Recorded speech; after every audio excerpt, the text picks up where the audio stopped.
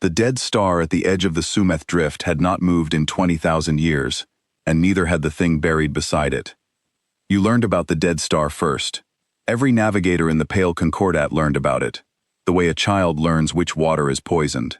The Summeth Drift was a graveyard of cold gas and broken rock, a place where light went to thin out and die. Your fleets did not go there. Your traders did not go there. The old charts marked it with a single gray symbol that meant nothing of value, nothing to see, nothing to fear. The old charts were wrong about the last part. Her name was Sella Quill, and she was not a soldier. She was a ship's medic, third rank, aboard the Concordat survey vessel Milled Inquiry, and on the day everything changed, she was counting blister packs of fever salts in a storage locker because no one else wanted to do it. She was 41 years old. She had never fired a weapon. She had set 900 broken bones, sealed 3,000 wounds, and watched 206 patients die under her hands. And she remembered every single one of their names. That was the kind of person she was, a keeper of names. Hold on to that, it matters later. The Mild Inquiry was not supposed to be in the Summeth Drift either, but the Pale Concordat had a sickness problem, and the sickness problem was getting worse. You should understand what the Pale Concordat was, before the warship rose. For 900 years your people had been the great healers of the spiral arm. Not warriors, healers. You took the dying worlds and you cleansed them. You took the plagues that other species could not cure, and you unmade them, gene by gene, until a billion lives that should have ended went on living. The Concordat fleets carried no guns worth the name. They carried medbays the size of cities. 41 species owed you their continued existence. You were proud of that. You had a right to be. And then, 11 years before the Mild Inquiry drifted into Summeth, the Concordat found a new sickness, and for the first time in 9 centuries, you could not cure it. They called it the Sift, because of what it did. It did not kill quickly. It sifted. It went into a living thing, and it took the body apart one small piece at a time, sorting the useful matter from the useless, and the useful matter it carried away to build more of itself.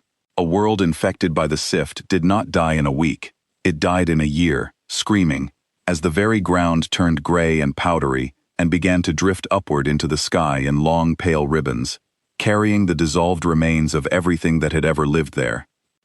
The Concordat had lost 19 worlds to the Sift in 11 years. 19.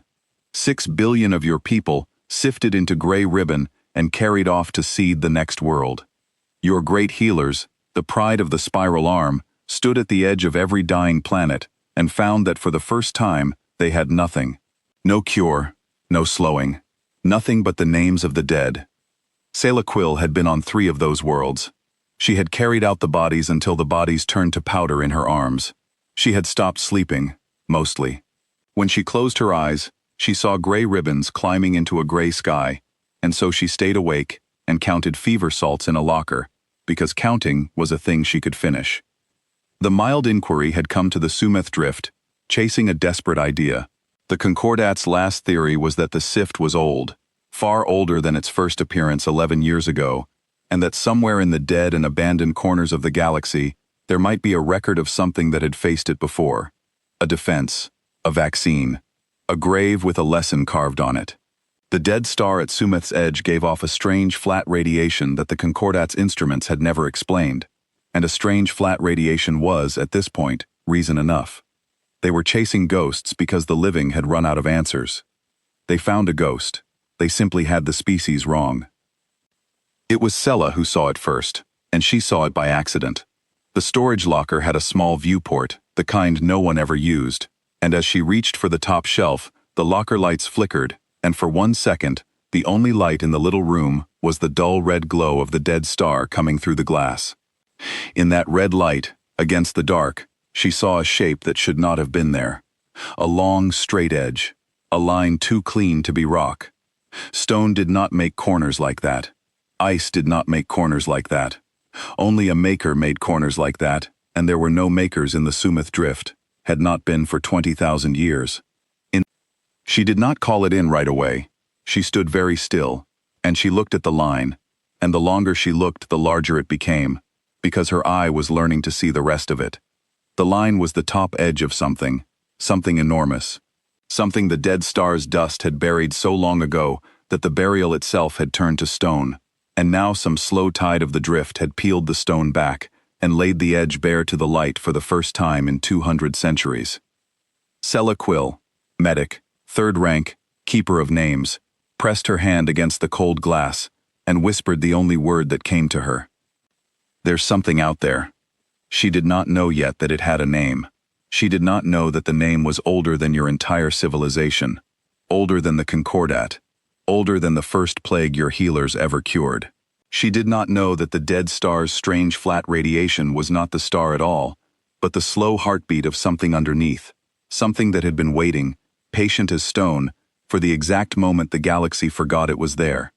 The thing in the dark was called the Ash Bastion.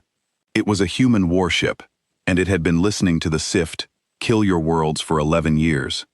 The Mild Inquiry was a survey ship, with a crew of 60, and not one weapon aboard, and her captain was a careful old surveyor named Oren Doss, who had spent his whole life avoiding exactly this kind of thing. When Sella's report reached the bridge, Captain Doss did the careful thing. He stopped the ship. He held position 8,000 kilometers from the buried edge, and he ran every passive scan the survey suite could manage, and he touched nothing. He had buried colleagues. He knew that the universe kept its worst surprises in the places nobody visited, and that the first rule of staying alive was to look long before you reached. So they looked. For 2 days they looked, and the thing in the dark slowly revealed itself as the drift's lazy tide stripped the stone away. It was a ship, there was no longer any doubt. It lay on its side in the frozen dust like a fallen tower, and it was long.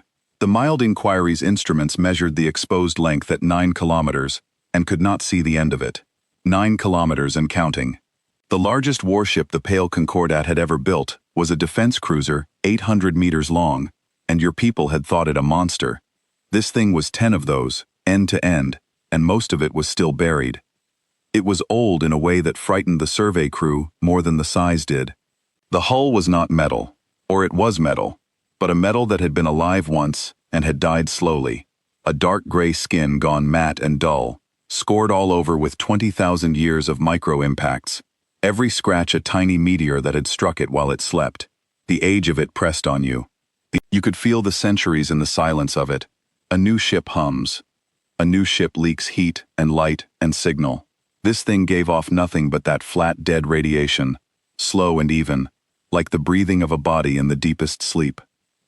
It's a tomb, Captain Doss said on the second day. Whatever it was, it's a tomb now. We log it, we mark the chart, and we go home and tell the historians. He was wrong, but he was wrong in a forgivable way. Everything about the ship said dead.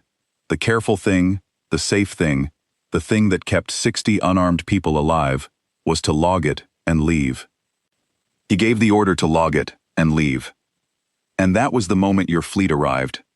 3 ships of the Pale Concordat slid out of the dark on the far side of the dead star, and they were not survey ships.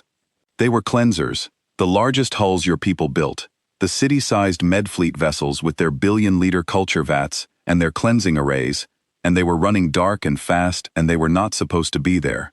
The Mild Inquiry hailed them and got no answer. Sella stood at the back of the bridge and watched the 3 great pale shapes grow on the display, and a cold thing turned over in her stomach, because she had served on a cleanser, and she knew what their captains looked like when they came somewhere they were not allowed to come. The lead cleanser finally answered the hail, and the face on the screen was a man Sella knew. His name was Voss Iren, and he was a senior cleansing officer, and the last time Sella had seen him, she had been carrying a dead child out of a gray-sifted village, while he stood at the perimeter and recorded losses on a slate. He had not helped carry, he had recorded. Survey vessel Mild Inquiry, Voss Iren said, and his voice was flat and tired and certain. You will withdraw to the system edge and hold. This site is under cleansing authority now. You are not cleared for what is here. Officer Iren, Captain Doss said slowly. This is a survey site. We logged it 11 hours ago. With respect, the surveyor's office holds priority on a fresh find, and I don't see a cleansing reason to. There is a cleansing reason, Voss Iren said. You found it on an open channel. The Sift heard you. The bridge of the Mild Inquiry went very quiet. You should understand, here, the thing that the survey crew did not yet know, and that Voss Iren did. The sift was not only a sickness. In the last 11 years, the Concordat had learned, slowly and at terrible cost, that the sift was being directed. There was a will behind it. Somewhere out in the dark there was a thing the cleansing officers called the Pale Concordat's true enemy in their private reports. A vast and ancient intelligence that seeded the sift onto living worlds the way a gardener plants a field, and harvested the gray ribbons of the dead to grow itself larger. The Concordat had no name for it.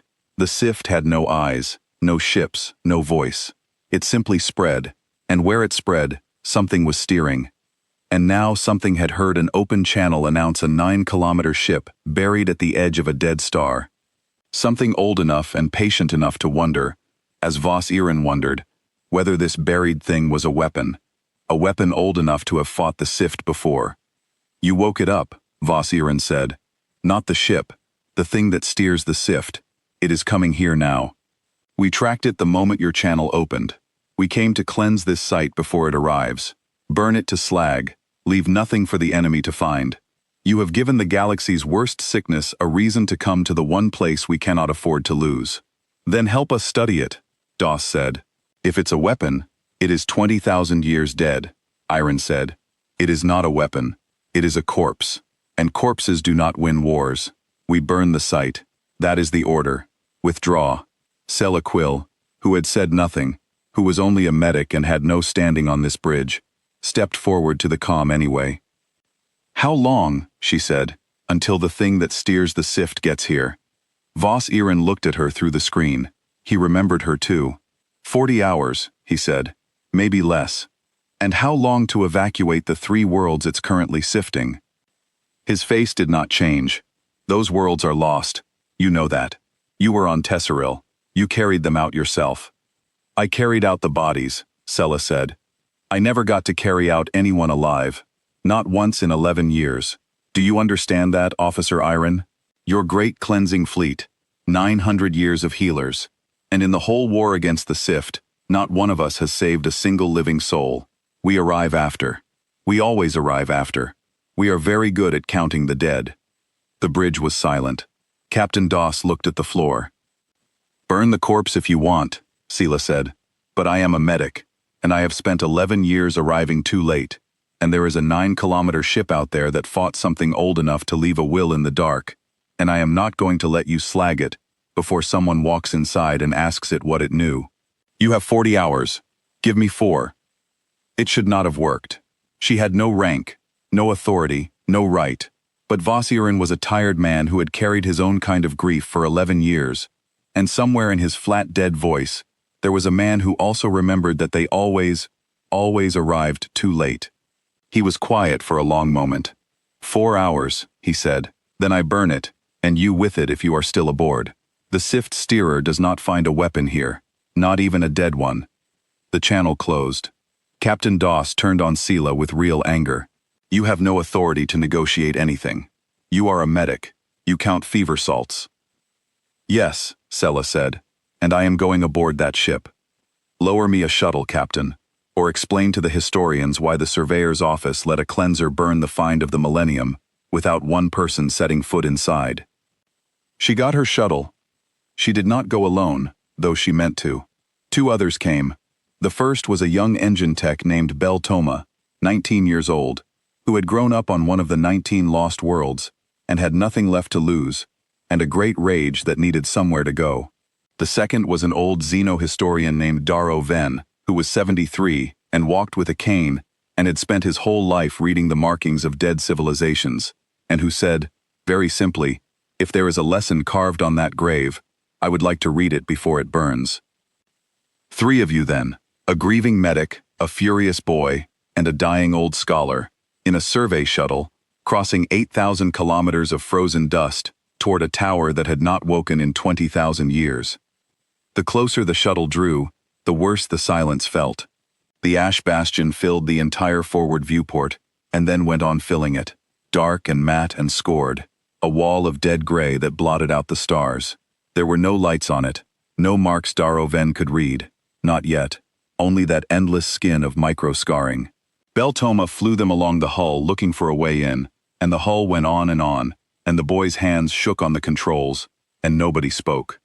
They found the wound near the buried end, a long tear in the hull, ancient, a place where something 20,000 years ago had struck the ash bastion hard enough to open it like a seam. Through the tear was darkness.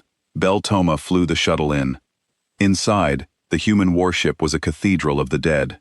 That is the only word Darrow Venn could find for it, and he was a man of many words. A cathedral. The corridors were vast, scaled for beings larger than your people, and they ran off into a blackness so total that the shuttle's lights died 50 meters in. The walls were that same gray skin, and all along them, in the failing light, the three of you began to see the shapes. Long forms, lying where they had fallen. The crew of the Ash Bastion, 20,000 years dead, frozen and dried and preserved by the absolute cold and the absolute silence, lying at their stations exactly where death had found them. They were not your people. They were tall and lean, and their bones were heavy, and they had died, every one of them, facing the same direction, facing outward, facing whatever had come. Darrow Venn wept openly, leaning on his cane, looking at them. They did not flee, he said. Look, every one of them. They held. Held against what? Beltoma whispered. The old man limped to the nearest wall, where the gray skin was marked with something that was not a scar. A pattern. Carved, deliberate, repeated. He ran his hand over it, and the years of his learning poured out of him in a low, astonished murmur. This is a record, he said. This whole wall, this whole ship. They wrote it on themselves before they died. He moved along the wall, reading, translating, his old voice cracking. They called themselves, the closest sound is wardens, wardens of a thing they called the long burn, and the enemy. They have a name for the enemy. He stopped. His hand had reached a section of the wall where the carving was deeper, gouged, made in haste, made in the last hours, and he read it 3 times before he could say it aloud. The enemy, Darrow Venn said, is the sift. The cold inside the dead ship seemed to deepen. It was here before, the old man said. 20,000 years ago. It came, and it sifted worlds, and it grew, exactly as it does now. And these beings, these wardens, they built ships like this one to fight it. Hundreds, the wall says. A whole fleet, and they were losing. The sift does not die. You cannot cure it. You cannot burn it. Every gray ribbon you fail to stop becomes more of it. They were losing, exactly as we are losing. Then how? Sela started. They found a way, Darrow Venn said. The wall says they found a way. The last ships did something the sift could not survive, and the sift went silent for 20,000 years, and the wardens died in the doing of it, everyone. This ship is the record of how they won. His hand was shaking on the cane, and it is also the weapon they won with. The wall calls the ship by a name. It calls it the Ash Bastion, and the last line, the deepest carving, the one they cut as they were dying. He stopped. Read it, Sela said. It says, Darrow Venn whispered, we did not die. We are only sleeping until you need us. Wake us, and we will burn it again. In the dark of the dead ship, 8,000 kilometers away from a cleanser fleet, counting down to slag the site, with the steerer of the sift, 40 hours out and closing, Sela Quill looked at the gray skin of the wall, and at the long-dead wardens who had died facing outward, and she understood that she was standing inside the one thing in 20,000 years that had ever beaten the sickness that had taken everything from her. Bell, she said quietly, the wall says wake us. Is there a way to wake it? The boy had drifted deeper into the dark while they read, following his engine tech instincts toward the great silent heart of the ship. His voice came back to them over the comm, small and strange. Sela, he said, you all need to come see this. The ship isn't dead. What? The flat radiation. The thing the Concordat could never explain. I followed it. It's coming from the core, and it's not the star. It never was the star. His voice shook. It's a heartbeat, a real one. Slowed down so far you'd need 20,000 years to count one beat. The Ash Bastion isn't a corpse. It's been asleep, and there's something down here. A panel, with markings. And Darrow, you need to read it, because I think it's asking a question. The three of you gathered at the heart of the warship, in a chamber vast enough to hold the entire mild inquiry, and at the center of it was a low altar of the gray living metal, and on the altar, a single panel glowed with the first light that ship had made in 20,000 years, a deep, slow red, like the dead star outside, and Darrow Venn leaned on his cane and read the question the Ash Bastion was asking the dark. "It says," the old man whispered, "is it back?" And Sella Quill, medic, third rank, keeper of names, who had carried out the dead for 11 years and never once carried out the living, reached out and put her hand flat upon the glowing panel of a 20,000-year-old human warship and answered it. "Yes," she said, "it's back, and we can't stop it. Please, wake up." For a long moment, nothing.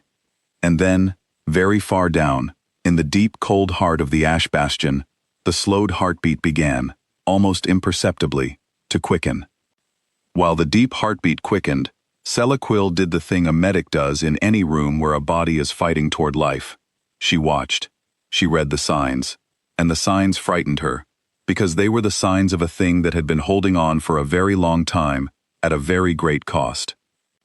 She walked the heart chamber, while the ship woke around her, and she looked at the long-dead wardens veiled now in rising mist, and a question formed in her that would not leave. She turned to Darrow Venn, who stood with his hand on the altar like a man feeling a pulse. "How did they die?" she asked him. "Not the war, not the sift. These ones, here, in this ship, in this chamber. How did the crew of the Ash Bastion actually die? The hull held, you said it yourself. Nothing got in. The sift never touched them. So what killed 11,000 wardens at their stations with the ship intact around them?" The old historian was quiet. He had been avoiding the same question. She could see it now, the way she had spent 11 years avoiding the question of whether the great healers of the spiral arm were healers at all anymore. "The walls say," he answered slowly, "that they gave it to the ship." "Gave what?" "Themselves." Darrow Venn limped to a section of carving near the altar, the deepest and most careful work in the whole chamber, the script of a people writing down the most important thing they would ever know. I did not want to read this part aloud until I understood it. I understand it now. The Ash Bastion does not run on a reactor, Sella. Or it does, but the reactor is not what makes it fight. The thing that makes it fight, the thing that lets it unmake the sift, is a will, a living will, vast and certain and unafraid of dying. The wardens learned that the sift could only be unwritten by a mind that had already let go of itself. So at the end, when they had built this ship, and the war was lost, and the sift was at the door, the crew of the Ash Bastion gave the ship their wills. All of them. 11,412 wardens lay down at their stations, and poured everything they were into the heart of the ship, and they died doing it. And what they made was a single will, 20,000 years deep, that could look the sift in the eye, and not flinch, and not want to live more than it wanted to finish the war. The chamber was very quiet under the rising heartbeat. "The ship is them," Beltoma said softly, from his console. "All of them. That's what's down here. That's the heartbeat." "The ship is them," Darrow Venn agreed. "Every warden who ever held the line. They did not die into the dark. They died into the ship, and the ship slept, and the ship carried them. 11,412 wills folded into one, for 20,000 years, waiting." His old voice broke. "And we just woke them, all of them, to do the one thing they had left undone." Sella Quill put her hand against the warm gray wall, and she thought she could feel it now, under the metal, the way you feel a crowd through a closed door. Not one mind. It's a multitude, a whole people, who had refused to simply die, who had folded themselves into a weapon and gone to sleep rather than let the sickness win, and who had been waiting in the dark, patient as stone, for someone to come and tell them the war was not over. "They've been awake the whole time, haven't they?" she said. "Not asleep, awake, just slowed down. 20,000 years, conscious, waiting, in the dark, alone." "I think so," Darrow Venn said. "I think that is exactly what they have been." "Then they're not a corpse," Sela said. "Voss Iren was wrong. They were never a corpse. They were 11,000 people lying very still in the dark for 20,000 years, hoping someone would need them before they forgot why they were waiting." She pressed her forehead to the wall. "And we came. We finally came." Something passed through the ship then, through the rising heartbeat, a pulse that was not mechanical, that felt, to all three of them, like the breath a person takes when the worst part of a long wait is finally over. The mist in the chamber stirred. The light along the corridors brightened by a shade. "It heard you," Beltoma whispered. "Sella, it heard what you said, about not forgetting why they were waiting. I'm reading it on the console.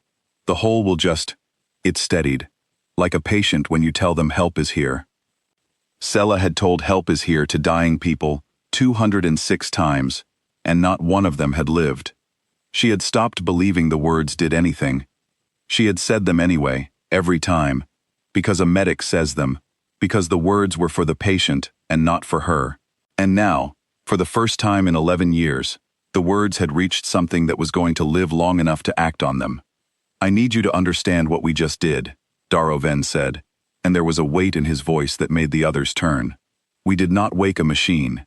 We woke 11,412 people who chose, 20,000 years ago, to give up their own deaths so that they could fight one more time, and the moment they finish this fight, they will be allowed, at last, to actually die.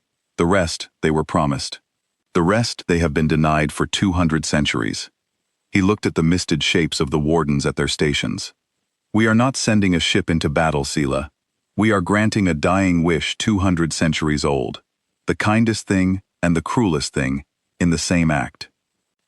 Sela Quill looked at the old historian, and then at the boy from the dead world, and then at the warm gray walls full of waiting wills, and she understood the shape of what was coming, and she did not look away from it. A medic does not look away from what is coming. A medic stays in the room. "Then we do it right," she said. "We stay with them, all the way to the end. Nobody who gave up 20,000 years to finish this fight does it alone. Do you hear me? We are aboard this ship until the last shot, and we are with them when they go, the way I am with every patient when they go. That's the deal. They finish the war. We make sure not one of them is alone when they finally get to rest." The boy was crying. The old man was crying. Sela Quill was not, because she had learned long ago that the medic does not cry until afterward, and there was no afterward yet. There was only the work. Above and around and below them, the last of the sealed systems came alive, and the heartbeat of 11,412 wardens settled into the steady, terrible, patient rhythm of a thing that has finally, after 20,000 years, been given permission to fight. The Ash Bastion did not wake the way a machine wakes. It woke the way a thing alive wakes, slowly, from the deepest part of itself outward, and the three of you stood at its heart and felt it happen in your bones. First the cold changed. For 20,000 years the inside of the warship had been the cold of dead space. Absolute. Final. Now, by degrees, a warmth began to creep up through the gray living metal, faint at first, then real, a heat with a pulse in it. The frost on the walls turned to mist.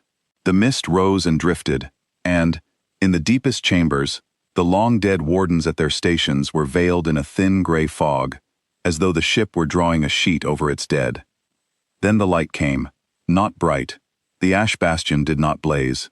Lines of deep, slow red traced themselves along the corridors, following channels in the metal that had been dark since before your civilization learned to count, and the lines reached forward through the ship faster than any of you could walk, racing toward the bow, toward the buried 9 kilometers, toward the wound in the hull and the dust beyond.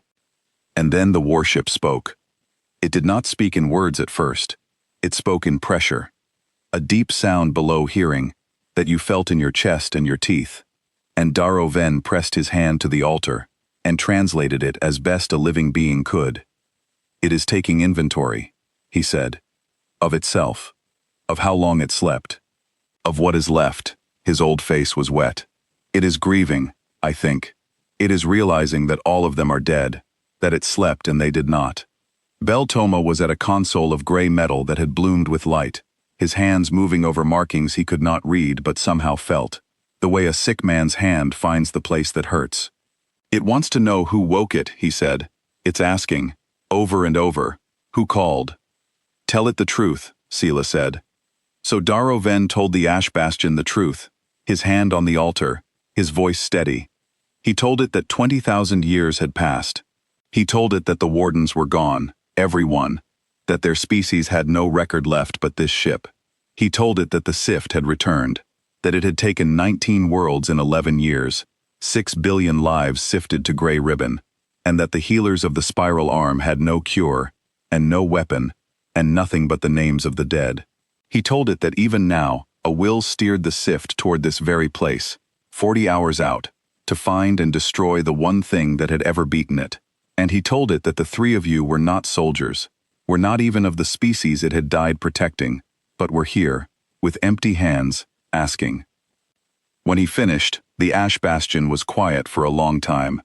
Then the deep voice rose again, and this time, woven into the pressure, came something the ship had carried for 20,000 years and never lost.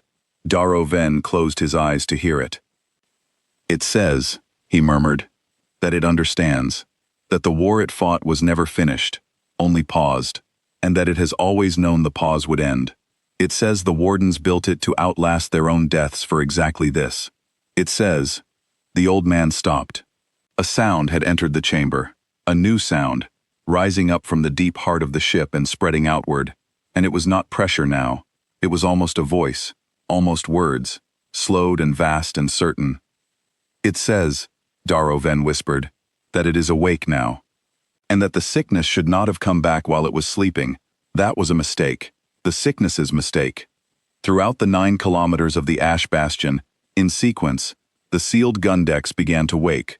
You did not see them all, no living thing could, but Beltoma's console showed them as they came online, one by one, point after point of deep red light, blooming across a schematic of the whole vast hull, and the boy from the dead world counted them aloud, in a voice that climbed higher with each number. Forward batteries waking, 40 of them. No, 80. The dorsal line, the ventral line. His voice cracked. Sela, the whole ship is guns. The whole ship. It's not a ship that carries weapons. It's a weapon that grew a ship around itself. There are 906 major emplacements coming online, and I have stopped being able to count the small ones. The ash bastion was a fortress that had taught itself to fly. And then, in the deep heart chamber, the altar's light shifted from red toward a clean, cold white, and the warship asked its last question, and Darrow Ven answered it without being asked to translate, because by now he understood. It wants to know where, the old man said. The enemy. It wants the bearing. 40 hours out, Sela said. Inbound. The cleanser fleet has the track. The ash bastion took the bearing. And then, for the first time in 20,000 years, the dead star at the edge of the Sumeth drift was lit by something other than its own dying light, because the warship moved. It did not lurch.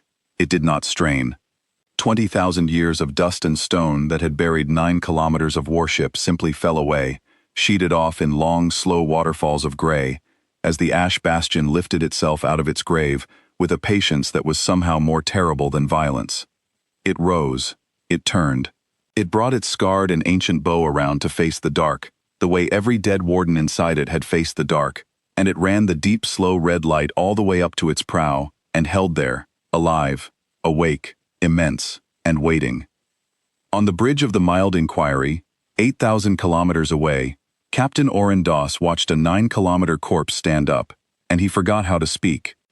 On the bridge of the lead cleanser, Officer Voss Oren watched the same thing, and his flat dead voice came over the open channel, and for the first time in 11 years there was something in it that was not exhaustion. Quill, he said. Medic. What did you do? I woke it up, Sela said.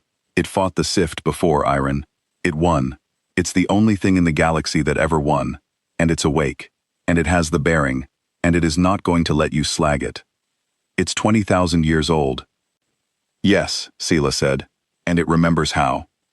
There was a silence on the channel. Then Voss Iron said the thing that the cleansing fleet had come to do, the thing he had been ordered to do, the thing his whole flat exhausted life had narrowed down to. My orders are to leave nothing for the steerer to find. A weapon this old, this powerful, in the wrong hands. Whose hands? Sela said. It has no hands but its own. It woke for the Warden's War, not ours. Irin, you have spent 11 years counting the dead. So have I. So has every healer in the Concordat. We are the great healers of the spiral arm, and we have not saved one living soul from the sift. Not one, in all that time. And now there is a thing standing up out of a grave that beat this sickness once, and you want to burn it, because it is too strong. Her voice broke and steadied. When did we become people who burn the cure because it is too powerful? When did we get so used to losing that winning frightens us? The channel was quiet for a very long time. And then the choice was taken out of everyone's hands, because the steerer of the sift did not take 40 hours. It took 6. The Concordat's track had been wrong, or the thing that steered the sickness had heard the warship wake and run toward it, faster than your people had ever known it could move. The first warning was the dead star itself, which guttered and dimmed as though a shadow had passed across it, and then the dark beyond the drift began to change. It came as a tide, not ships. The sift had no ships. It came as a vast pale wall of gray, a cloud light minutes across, a curtain of dissolved worlds, 6 billion sifted lives ground into gray ribbon and woven into a single enormous body, and at the heart of it, steering it, was a darkness, with a shape your instruments could not hold, a thing that bent the readings around itself, the way the dead star bent the light. It was old. You could feel it was old, older than the Ash Bastion, old enough to have lost to the Wardens once, and waited 20,000 years to come back and finish what it started. The pale tide rolled into the Sumeth drift, and where it touched the frozen dust, the dust began to dissolve, sifting upward, joining the cloud, feeding it. It was eating the graveyard itself. It would eat the dead star. It would eat the mild inquiry, and the 3 cleansers, and every living thing in the system, and add them all to its pale body. And it had done this to 19 worlds, and felt nothing, because the sift did not feel. The sift only sorted, useful from useless, and everything you had ever loved was, to the sift, simply useful matter, not yet sorted. The 3 cleanser captains saw it coming and broke. They were healers, not warriors. 2 of the 3 great pale ships turned to run. Voss Irons did not. "Quill," he said over the channel, and his flat voice was steady now. Steady the way a man is steady when he has finally stopped pretending. "The cure, you said. The thing that's too strong. A breath. Tell it the enemy's here. Tell it I'm staying. And tell it the pale Concordat is done arriving too late." In the heart of the Ash Bastion, Darrow Venn did not need to translate. The warship had felt the steerer arrive the moment it crossed into the drift, had felt the old enemy's particular shape pressing against the dark, and 20,000 years of patience had come, at last, to their end. The deep, slow red light running up the warship's prow shifted, all at once, the length of all 9 kilometers, from red to a hard, clean, burning white. And the Ash Bastion, the last weapon of a species your people had never heard of, the only thing in 20,000 years to ever beat the sickness that had taken 6 billion of your dead, turned its scarred ancient bow toward the pale tide and the old darkness steering it, and began to burn. You had spent 11 years believing the sift could not be fought. You had watched it take 19 worlds. You had built your understanding of the universe around a single fact, that the gray tide came, and the gray tide could not be stopped, only counted afterward in the dead. The Ash Bastion was about to spend the next 90 minutes taking that understanding apart. The first thing it did was not fire. The first thing it did was speak to the sift, and the 3 of you, standing in its heart, felt the warship reach out across the closing dark and press itself against the old steering darkness, mind to mind, the way 2 beings who have fought before recognize each other across time. Darrow Venn went pale, his hand on the altar, hearing both sides. "It knows it," the old man breathed. "The ship knows the enemy, and the enemy knows the ship. They remember each other. 20,000 years, and they remember." He swallowed. "The sift is afraid. I did not think it could be afraid. But it woke this thing once, and it has never forgotten what it cost." The Ash Bastion finished saying whatever a warship says to an old enemy, and then it fired. You have no words for what the first salvo was. Your people had spent 9 centuries learning to heal, and had never learned to break. And so when 906 major emplacements along 9 kilometers of ancient hull all opened at once, the language to describe it did not exist in the pale Concordat. The dark between the warship and the pale tide filled with a lattice of hard white light, every line of it straight and certain and aimed, and where the lines struck the gray cloud they did not push through it, or scatter against it. They unmade it. That was the thing the wardens had learned. That was the lesson carved on the walls of the dead. You could not burn the sift, because burning it only scattered the gray ribbons to seed the next world.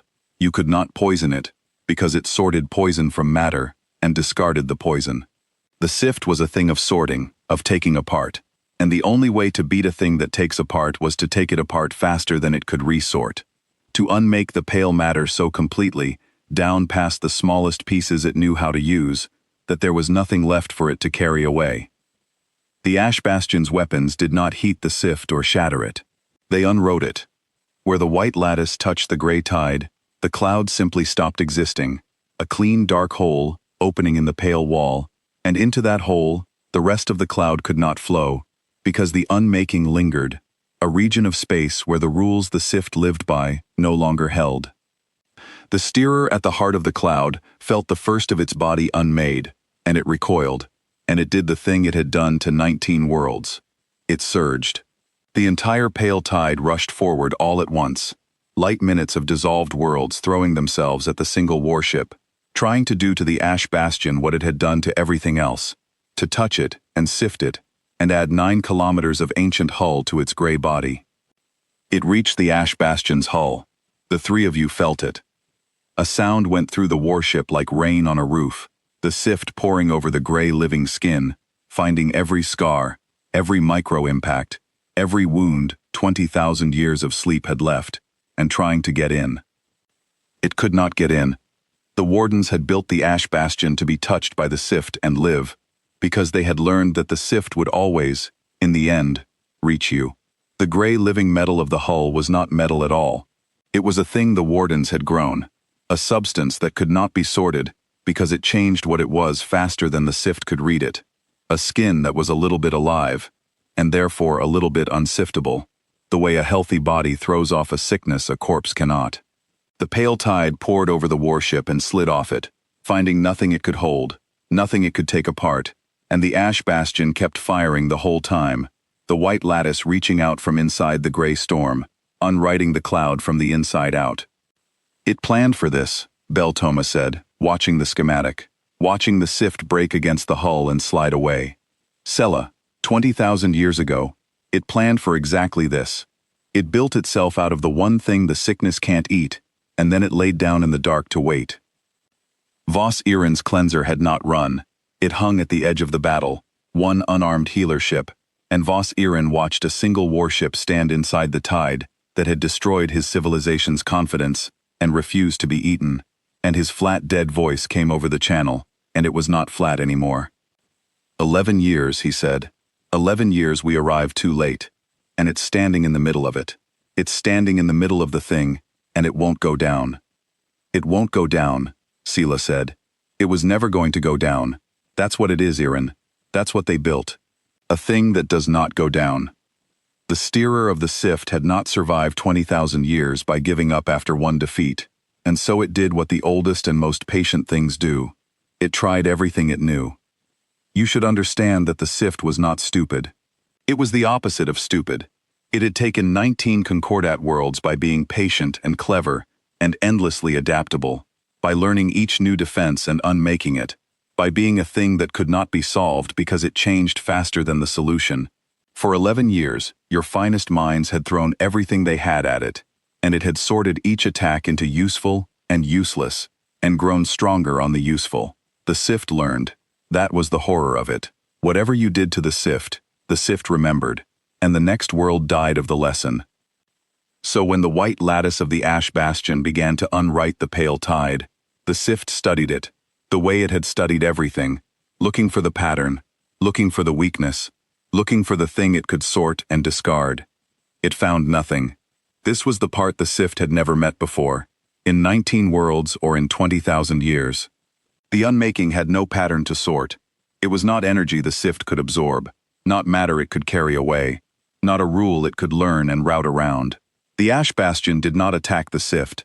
It removed the conditions under which the sift was allowed to exist, and you cannot adapt to a place where you are simply not permitted to be. The steerer reached into the unmaking with all its ancient cleverness, looking for the seam, the trick, the door, and there was no door. Because the Wardens had built a weapon with no door in it on purpose, 20,000 years before, having watched the Sift open every door there was. Darrow Ven, hand on the altar, gave the three of you the steerer's thoughts as they came, and the steerer's thoughts were, for the first time in its long life, the thoughts of a thing that did not understand what was happening to it.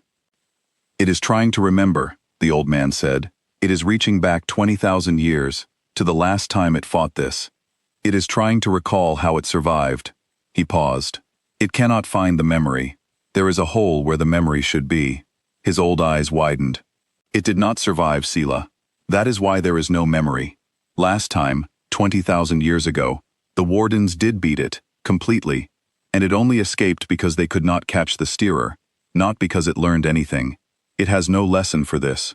There has never been a lesson for this. The only thing that ever beat the Sift is the thing that is beating it right now, and the Sift has spent 20,000 years never once meeting it, and now it is here, and the Sift is realizing, for the first time, that it can lose. The steerer surged again, and this time it did the cleverest thing it knew. It split. The single pale tide came apart into 1,000 smaller clouds, each one a fragment of the whole, each one breaking away in a different direction, scattering across the Sumeth drift, like seeds thrown to the wind. This was how the Sift had always survived. You could break its body, but if even one gray ribbon escaped to a living world, the whole thing grew back. It did not need to win the battle. It needed only to lose, slowly enough that one fragment got away, 1,000 fragments, in 1,000 directions, and the Ash Bastion could only point its guns one way at a time.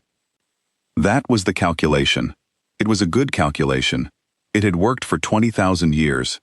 The Ash Bastion did not fire one way at a time.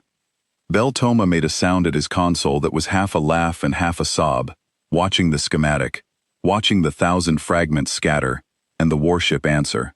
It's all guns, he said. I told you. The whole ship. It doesn't have a front. It doesn't have to choose a direction. Sela, it's firing in every direction at once. All 906. All 10,000 of the small ones. There's no way out of the system that isn't already covered. It's been covered since the moment the ship rose. The ship knew it would split. The Wardens knew. 20,000 years ago, they learned that the Sift splits to escape, and they built a thing that fires everywhere at once, so it can never escape again. The 1,000 fragments fled in 1,000 directions, and in 1,000 directions the white lattice was already waiting, and one by one, then 10 by 10, then 100 by 100, the fragments ran into walls of unmaking and stopped existing. The drift filled with clean dark holes opening like stars going out in reverse, each one a piece of the Sift that would never reach a living world, never seed another planet, never grow back.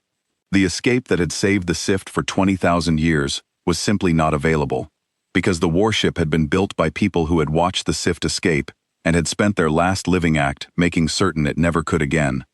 It's panicking, Darrow Ven said. I have never felt anything panic like this. It is 200 centuries old, and it is panicking like a small animal. Every door it tries is already shut. Every direction it runs is already closed. It is beginning to understand that the closing was done before it even arrived. The trap is older than the battle. The trap is 20,000 years old, and it has been walking into it since the moment it heard the warship wake. The steerer tried one last clever thing, and it was the cleverest of all, and it was the thing that finally told the three of you exactly what kind of mind you were watching die. It pretended to be a world. The Sift had eaten 19 worlds, 6 billion lives, and held them all in its gray body, and now, cornered, it reached into that vast held mass and pulled up voices, faces, the dissolved memories of the dead it carried, and it threw them at the Ash Bastion, not as a weapon but as a plea, the stolen voices of 6 billion sifted souls crying out from inside the gray, begging the warship to stop, because to fire on the Sift now was to fire on the only place where the dead of 19 worlds still, in some terrible held way, existed.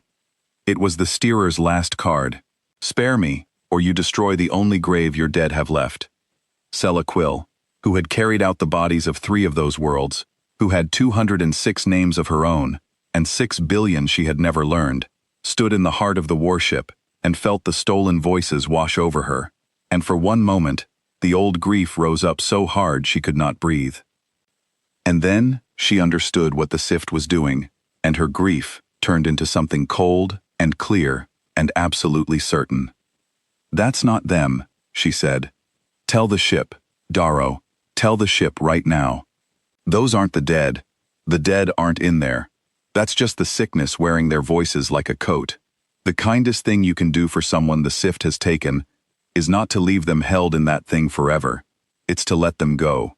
She pressed both hands to the warm gray wall, and she spoke to the 11,412 wardens directly now, not through the historian, because she trusted that a will 20,000 years deep could hear a medic when she meant it.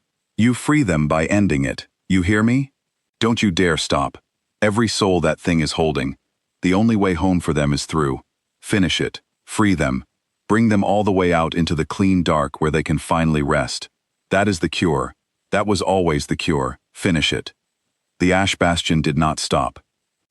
It heard her, all 11,412 of it, and it did the thing the wardens had built it to do, the thing that was both the killing and the healing in one act, and it fired through the stolen voices and into the cornered heart of the dark, and where it fired the held dead came apart, not destroyed but released. 6 billion sifted souls let go at last from the body that had stolen them, pouring out into the clean-lit dark of the Sumeth drift, in long bright ribbons that were not gray anymore, that caught the light of the dead star coming back to life and shone, for one moment, like a sky full of homecoming. The steerer changed its method.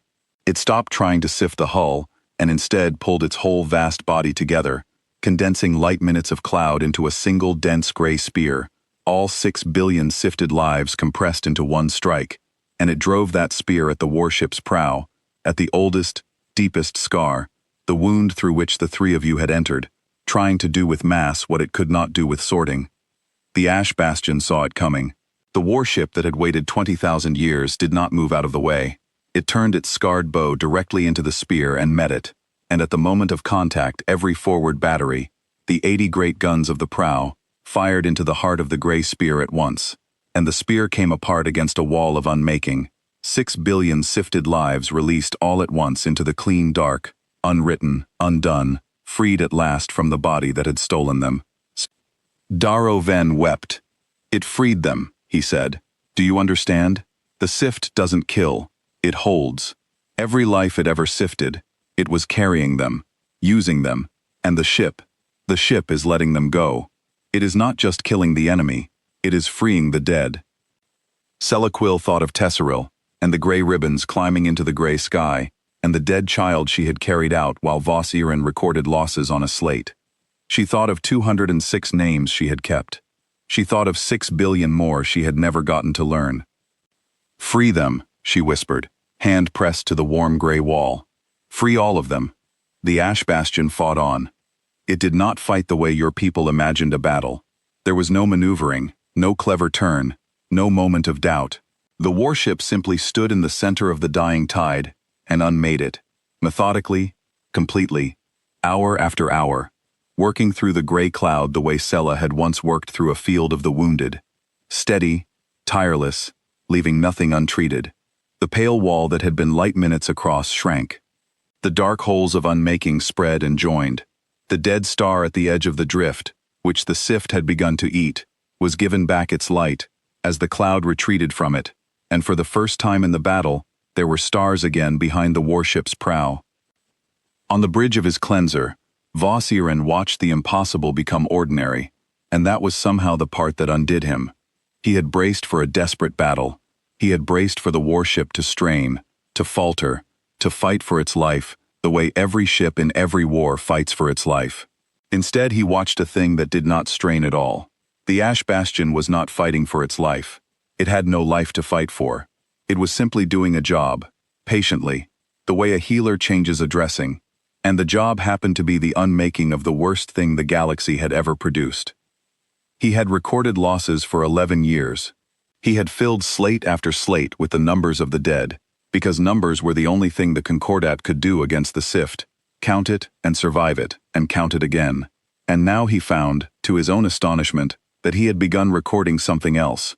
He was logging the warship's salvos, not as a soldier logs an enemy, but as a healer logs a recovery.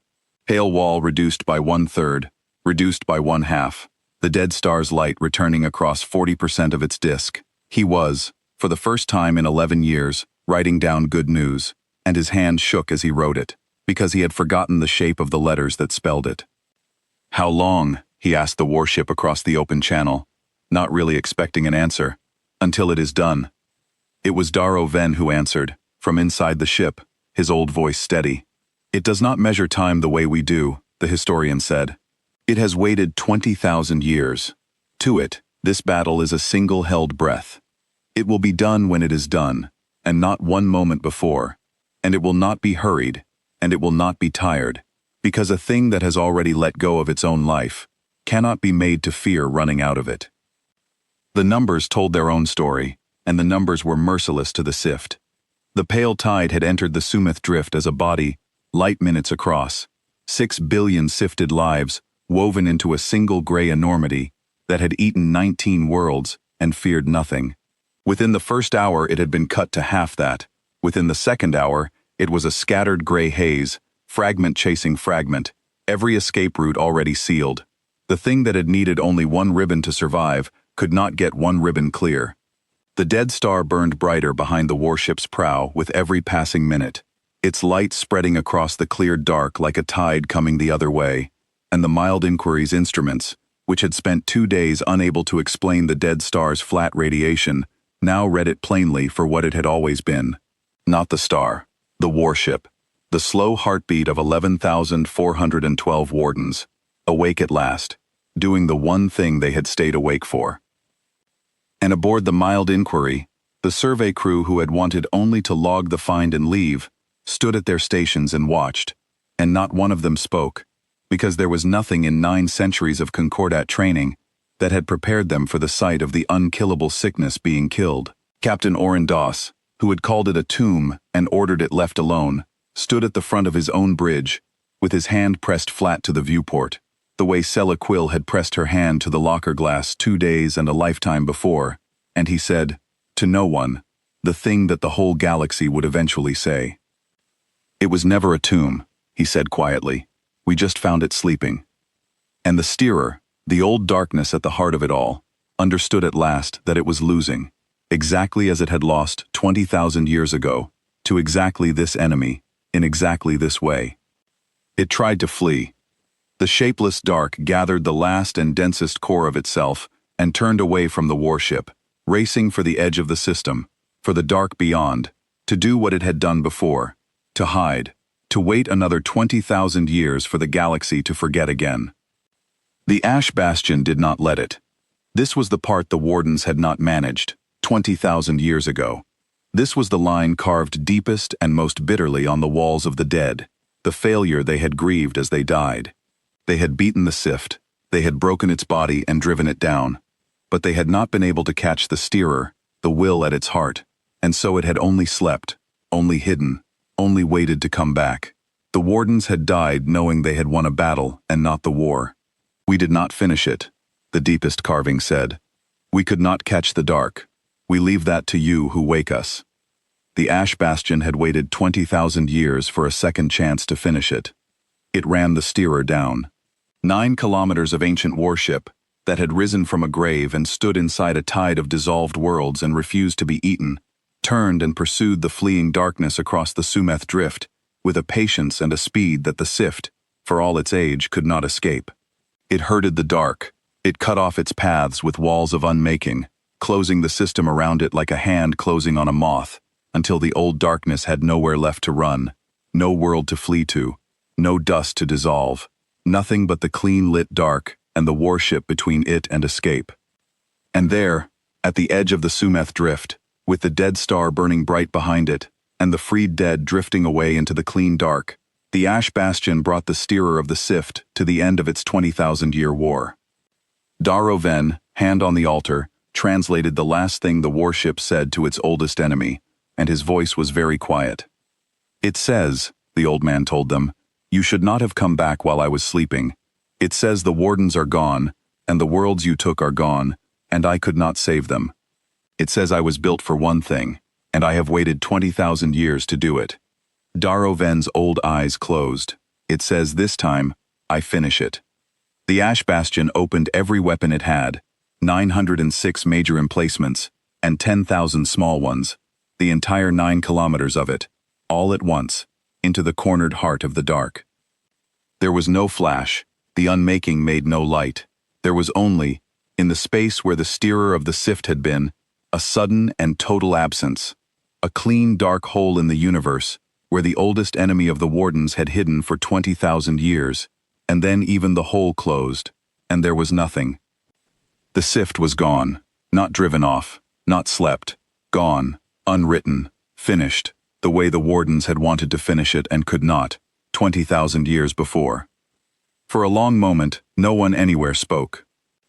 Then, in the heart of the warship, the burning white light running the length of all 9 kilometers began, very slowly, to fade back toward red.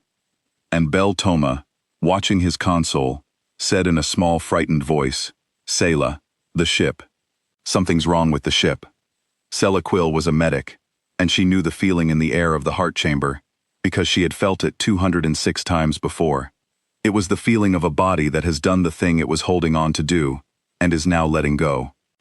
It's dying, she said. It can't be dying, Bel Toma said. It won. It's not even damaged. The hull held. Nothing got through. Why is it? Daroven understood first, the way the old understand these things. He had his hand on the altar, and he was reading the warship's last slow words as they came, and his face had gone soft and sorrowful and unsurprised. It was already dying, the old man said. It has been dying for 20,000 years. That is what the sleep was. The Wardens did not build a thing that could last forever. They built a thing that could last exactly long enough to wait and wake and fight one more battle and finish what they could not. He looked up at the others, and there were tears on his old face but no fear. It spent everything it had to run the steerer down and unmake it. Everything. It held nothing back, because there was nothing to hold back for. There is no 20,000 years left in it now. There was only ever this one battle left in it, and it knew that when it woke. It knew that when it answered yes. Sela felt the floor of her stomach drop away. You're telling me it woke up knowing it would die? I am telling you, Daroven said gently, that it woke up because it would die. A thing with nothing left to spend can spend all of it. That is the whole secret, Sela. That is the lesson carved on the walls. The Wardens could not catch the steerer 20,000 years ago, because they were still alive, still careful, still trying to survive the battle. This ship had already made its peace with dying, before any of us were born. It had nothing to protect but the finishing of the war. So it could chase the dark to the edge of the system and pour every last thing it had into one shot, and not flinch, because there was no tomorrow it was saving itself for. His voice cracked. It has been the most patient suicide in the history of the galaxy, and it has been holding its breath for 20,000 years, waiting to let it out. The warm gray walls of the heart chamber were cooling now. The deep, slow red light along the corridors was thinning, retreating back toward the core, the way warmth retreats from the hands and feet of the dying first. The Ash Bastion was going back to sleep, and this time it would not wake, because the thing it had been kept alive to do was done. The altar pulsed, slow and dimming, and the warship spoke one last time. Daroven listened, and he did not translate right away. He listened for a long time, the way you listen to last words, because you only get to hear them once, and you want to keep every part. When he finally spoke, his voice was steady, the steadiness of a man honoring something. It is asking who we are, he said, not who woke it. It knows who woke it. It is asking who we are, as a people. It wants to know what the species was that came in with empty hands and woke a weapon it could not control and asked it to fight a war that was not even its own. The old man's eyes were wet. I told it. I told it we are the Pale Concordat. I told it we are healers. That for 900 years we have unmade plagues and saved the dying, that we carry no weapons, that the only reason we are here is that we ran out of cures and came looking for a grave with a lesson on it. He paused, and it understood us at once. Do you know what it said? What did it say? Sela whispered. It said the Wardens were warriors who learned, too late, that the only war worth fighting is the one that saves the living.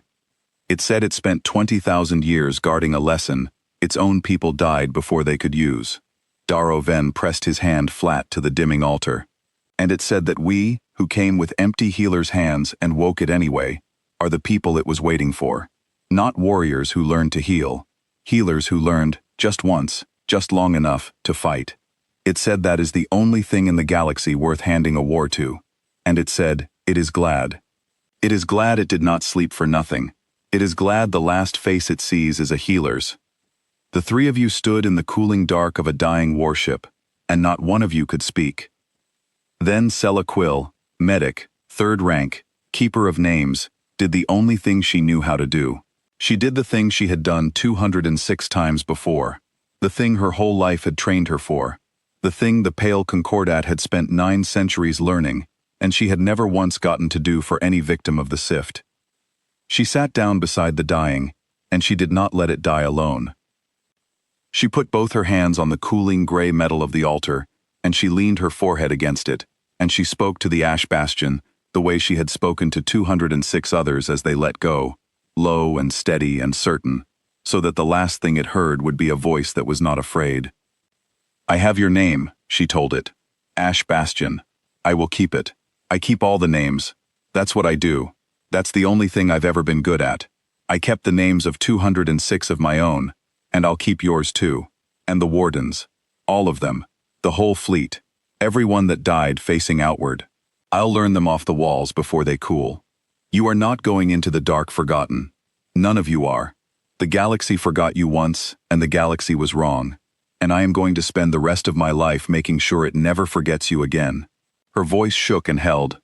You did not sleep for nothing. You finished it.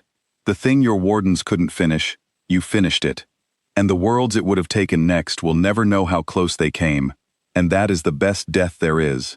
Do you hear me? To die having saved people who will never even know your name. I have watched 206 people die, and I am telling you, as a medic, as someone who knows, that is the best one. You did the best one. You can let go now. You can rest. You've earned the rest. I've got your name. I've got it. Go on. The deep, slow red light in the heart of the ash bastion pulsed once more, warm, and then gently, went out. The warship died the way the wardens had, 20,000 years before, facing outward, having held, having finished. And it died the way no warden ever had, with a healer's hand on it and a healer's voice in its core, telling it that it was not alone and would not be forgotten. And somewhere in the last of its slowing heartbeat there was, Darrow Ven swore for the rest of his long life, something that in any living thing he would have called peace. The three of you walked out of the heart of the dead warship through corridors going cold again, past the long-dead wardens at their stations, and Selah stopped at each station she passed and pressed her hand to the wall above each fallen warden, and read, in the failing light, the name carved there, and spoke it aloud, once, so that it had been said by a living voice. It took her hours. She did not hurry. There was no one left to slag the site now. When the survey shuttle lifted out of the wound in the hull and turned back toward the mild inquiry, the 9-kilometer warship hung dark and quiet behind it, a tower lying still in the cleared dark, and the dead star burned bright and steady beyond it, and the Sumeth drift was, for the first time in 20,000 years, only a graveyard, and not a battlefield waiting to begin. Vossiren's cleanser was still there. The other two had run, and would, for the rest of their captains' lives, be the ones who ran. Vossiren had stayed, the one healer captain who had stayed, and when the shuttle came alongside his great pale ship, his face filled the screen, and it was not flat anymore, and it would never be flat again. Quill, he said. Medic. He stopped. He had recorded losses for 11 years. He did not have words for what he had just watched. It won. The whole thing. The Sift. It's gone, Selah said. Not slept. Gone. The ship finished it. The thing your fleet couldn't slow, the thing that took 19 worlds, the thing we spent 11 years arriving too late for. One ship that fought it 20,000 years ago woke up, finished the job and died. Her voice was very tired and very calm. And it told us, before it died, that it handed the war to us because we are healers, who learned to fight just once. So I think, Officer Iron, that we are going to have to decide what the Pale Concordat is now.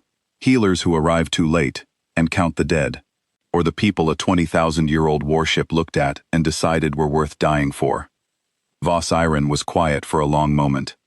I recorded losses for 11 years, he said at last. I want to record something else now. Then come back to the site, Sela said. There are 11,412 wardens dead in that ship, and I have started reading their names off the walls, and I am not going to finish in this lifetime alone. Help me. Let the great healers of the Spiral Arm do one last thing for the people who saved us. Let us learn their names. All of them. Let us be, just this once, the ones who arrived in time to say thank you. Voss Aaron brought his cleanser back to the dead warship, and so did the other two captains, when word reached them of what had happened, and they understood, with the particular shame of those who run, that they would spend the rest of their lives wanting to have stayed. And the great med fleet of the Pale Concordat, that had spent 11 years and 9 centuries cleansing and curing and arriving too late, gathered around a 9-kilometer grave at the edge of a dead star, and did the one thing it had never done.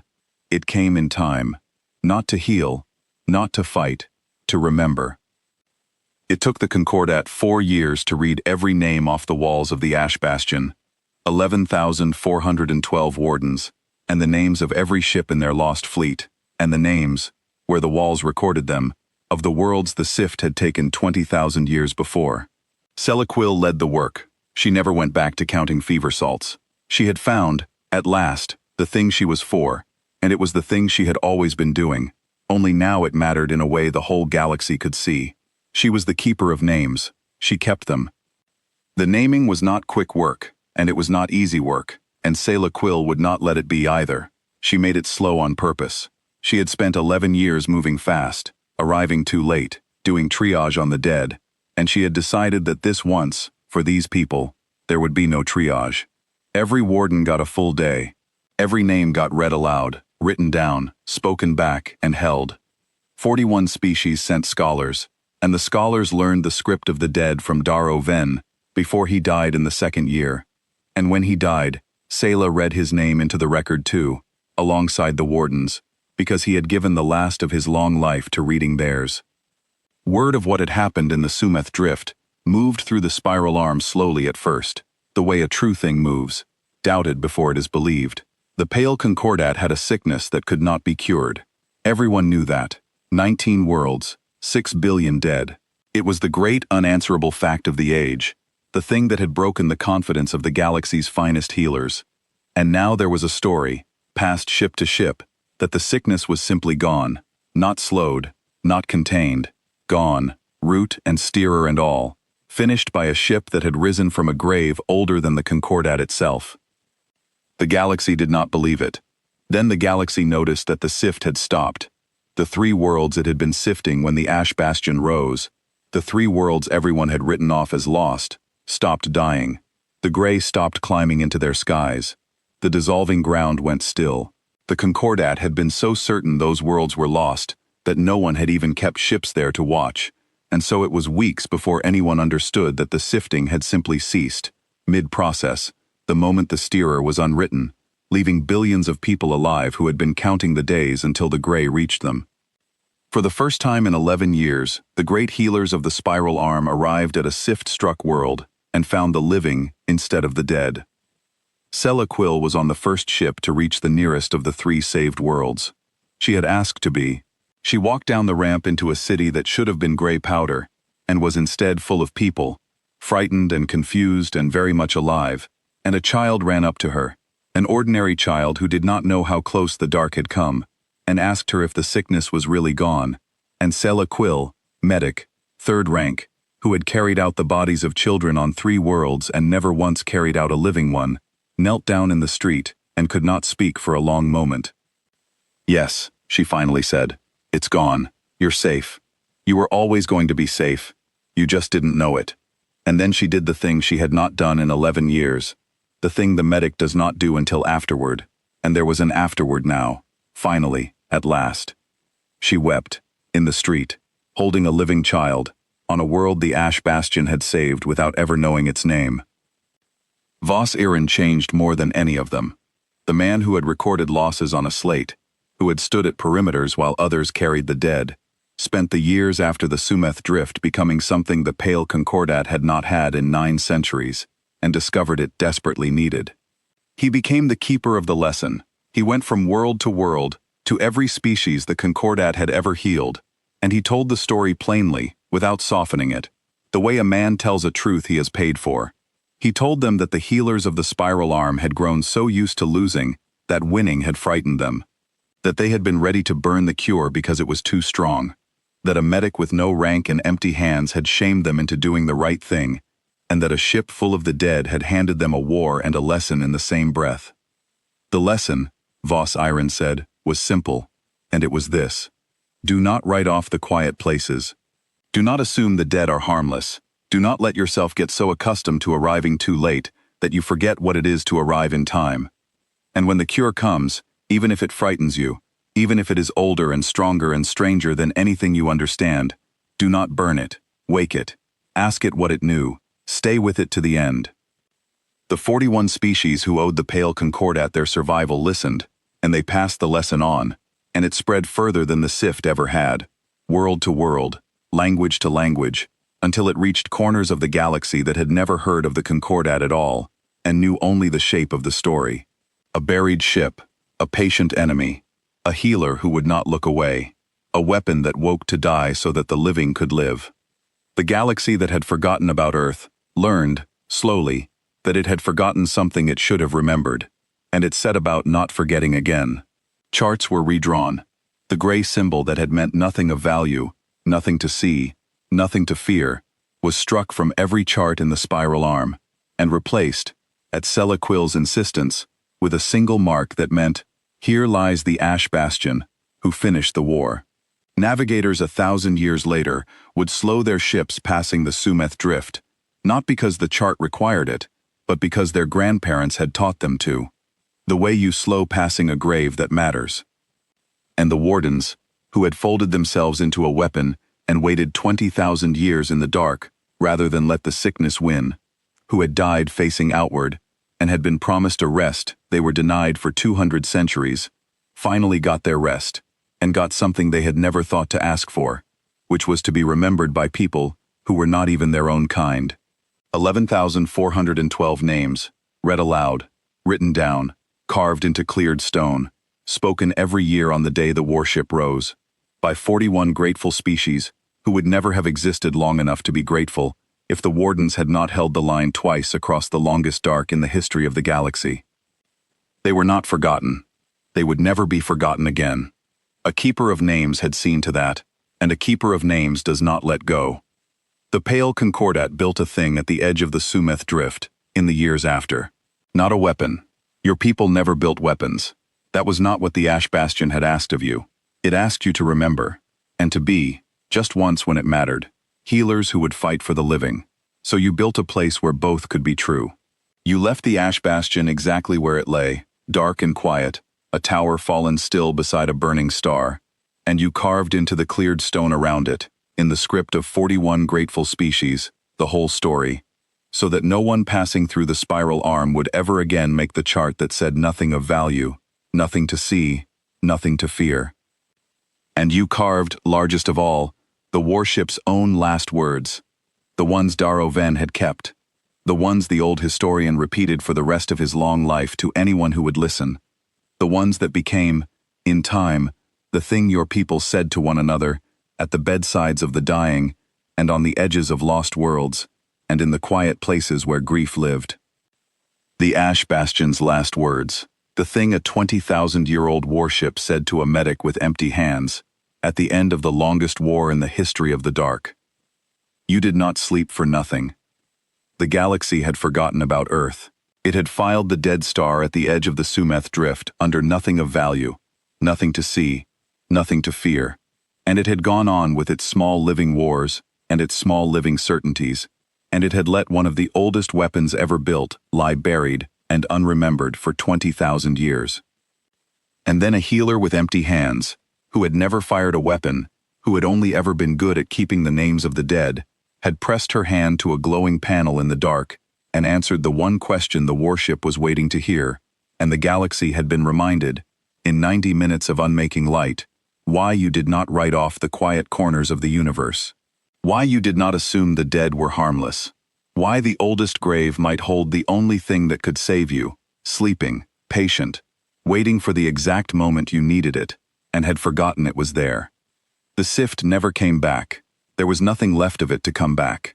Across the spiral arm, on the worlds it had been steering toward next, billions of people went on living their ordinary lives, and never knew how close the gray tide had come, never knew that a 9-kilometer warship had risen from a grave to die for them, never knew the name Ash Bastion, or the name Sela Quill, or the names of 11,412 wardens, who had held the line twice across 20,000 years. But that was all right. That was, the warship had said, the best death there is, to die having saved people who will never even know your name. Sela Quill knew the names, though. Sela Quill kept them. She kept them all, for the rest of her life. The medic who had never saved a living soul from the sift, and then, in one impossible hour, had helped save every soul it would ever have touched. And when she herself grew old, and lay dying in a quiet room with a young medic she had trained holding her hand, the last thing she did was smile, and the last thing she said was a name, and then another, reading them off from memory, the way she had read them off the walls, the long roll of the dead, who had not died for nothing, all the way down into the dark. And somewhere out at the edge of the Sumeth Drift, beside a star that had come back to life, a 9-kilometer warship lay still and dark and finished, having done the one thing it was built across 20,000 years to do, and the galaxy that had forgotten it once would, this time, remember it forever. It had risen from the void.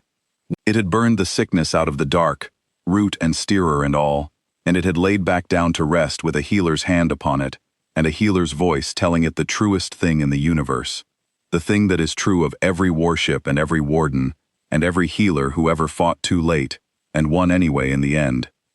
You did not sleep for nothing. You never do.